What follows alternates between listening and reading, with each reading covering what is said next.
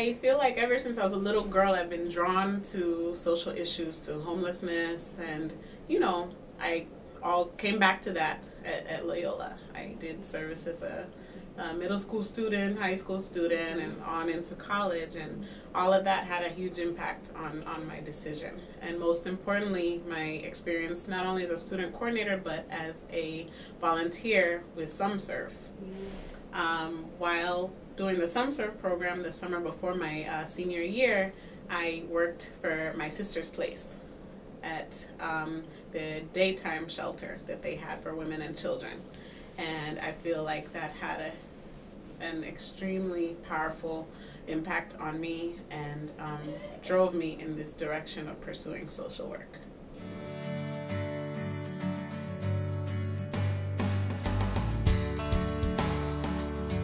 Well, I struggled a little bit at first. I wanted to go to graduate school. I wasn't quite sure exactly which path to take. I was between social work and interpretation and translation because of my Spanish skills.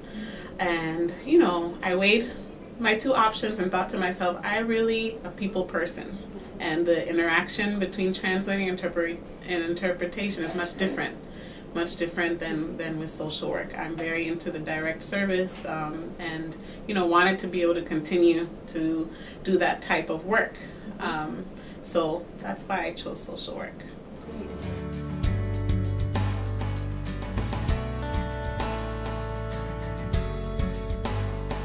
Somewhat. Not much. I was being pushed by my parents to continue at school. Okay. So I went for that, although, I think it would have been a wonderful thing to have done that, but I definitely don't regret my decision to continue with school. Because you have done enough service already in that sense, right? Yes.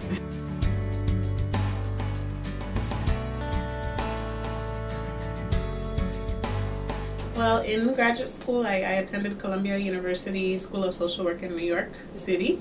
And I did clinical social work with a focus on family, youth, and children. And while there, I served as an intern, first with my first year with an elementary school and middle school in the inner city of Bronx, New York. And that was also a very, very powerful experience for me that pushed me in this direction. The next year, I entered the mental health field. At an outpatient clinic that specialized in working with initially those impacted by 9/11. And that, really touched me because it was during my class, my first year at Loyola, that 9/11 occurred.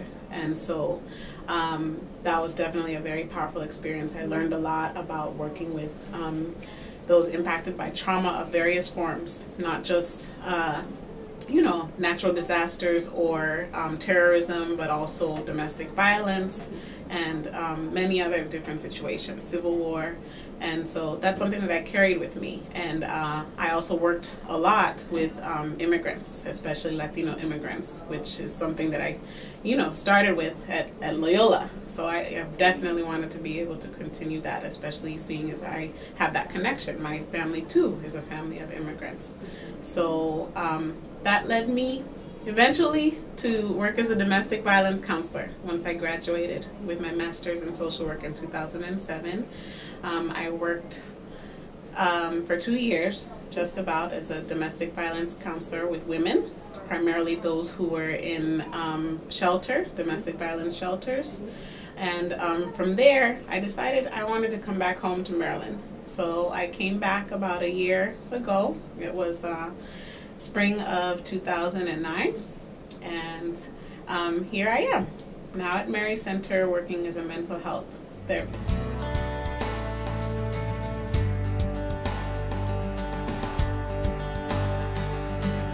So again, like I said, from when I was little, homelessness is something that really stood out for me. I always would ask my mother why, she worked at Martin Luther King Library in DC, why are all of these people just in the street sleeping when they should be at a home sleeping, and why should they have to be, without food when we're fine and we have plenty of food?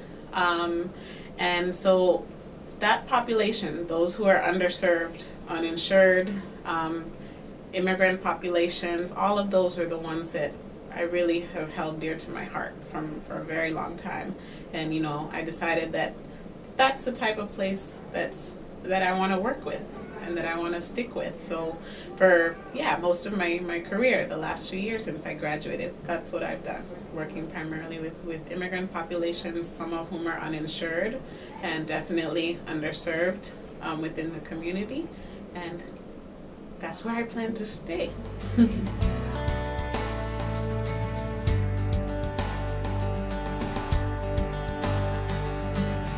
Absolutely, it's come up. It's come up. A lot of people, are you sure? Oh my gosh, I can't believe that you're a social worker, that you're doing this. Isn't that hard? Oh, that's so sad. And all of these different things. Or you're not going to make any money. And the thing about it is that I'm not in it for the money. There may be opportunities, like you said, to make more money. But again, working with this community is where my passion lies right now. And that's not important to me. I am surviving. I am doing well. I am very happy. I feel fulfilled.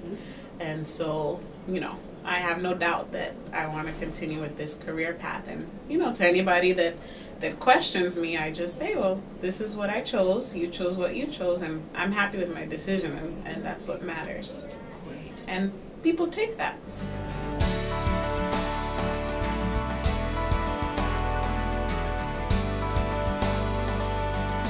Number one, I just start off with, those who are surrounding me at, CCSJ, which was Center for Values and Service, when I was there, to consult with the staff, with the full-time staff, to consult with staff at the agencies that we're affiliated with. There were some that were social workers also, or, that had different backgrounds, but that, provided a lot of feedback in terms of what to expect and things like that. And so that was extremely helpful for me, just to be able to talk to different people who are already in the field. And, to remember that it's okay to have doubts. We all have questions, but that's what, leads us in the right direction, to be able to say, okay, is this really what I want to do? Find out what's important to you in terms of your values, in terms of, your commitment to a certain population or a certain path, and stick with it.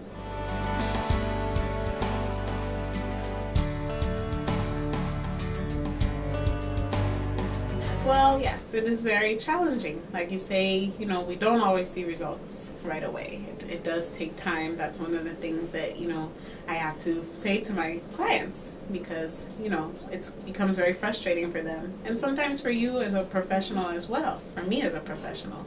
And at those times, I just kind of think back, okay, there have been all these movements. There's the women's movement. There's a movement for domestic violence. For 30 years, people fought to have it recognized as a social problem that needs to be addressed. It happened.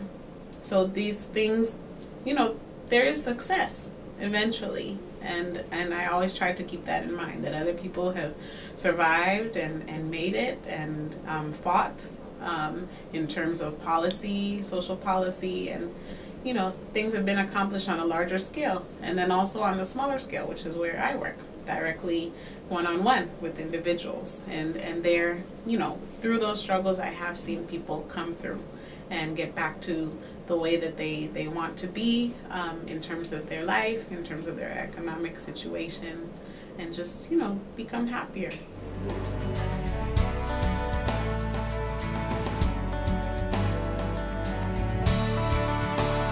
I believe that you absolutely do need people. I have a balance of social worker and non-social worker friends. And, from time to time I will reach out to my social worker friends when I do have some sort of a, professional dilemma. But, also luckily enough, I've been in environments, professional environments, where I felt comfortable enough to go to my colleagues with that. And so in that way I have that circle of support. Like when I look for an agency, the culture of the agency is very, very important to me. I'm always looking for the type of culture that CCSJ has, where everybody is very welcoming, open door policy, and really a really good support system with strong values and dedication to the cause that we're fighting for. So in that, I definitely do have support.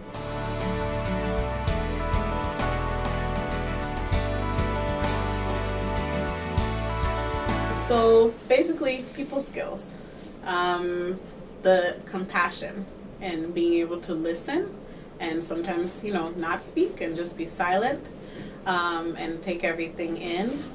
I learned patience. You know, there are times when clients will get upset with you for decisions that you have to make, that's something that you're trying to help them with, or, you know, you're legally bound to take some sort of an action for the sake of, you know, safety or whatever it may be, and they may not always be happy, but, you know, it's part of the job, and it's one of those things that, you know, I took a vow to do upon entering the field. So one of those things is that you have to be able to be assertive while you're being nurturing at the same time. And that's one of the things that, you know, I learned as a student coordinator and was able to transfer into the field.